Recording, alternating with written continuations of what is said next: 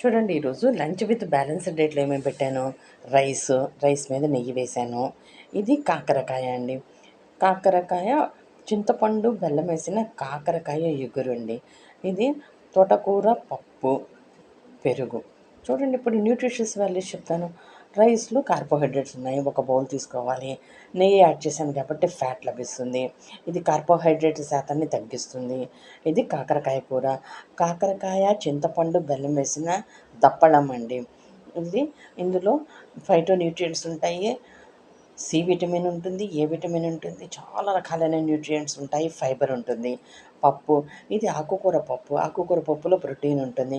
ఆకుకూర ఉంది కాబట్టి కాల్షియం ఉంటుంది, ఐరన్ ఉంటుంది, ఏ విటమిన్ ఉంటుంది. ఇది పెరుగులో probiotic. Calcium, A vitamin, D vitamin ఉంటుంది. కొంచెం ఫ్యాట్ కూడా ఉంటుంది.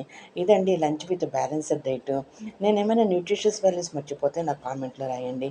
మీకు నా వీడియో, నా లంచ్ నచ్చిందనుకోండి, సబ్స్క్రైబ్ చేయండి, లైక్ చేయండి. Thank you for watching video. Thank you.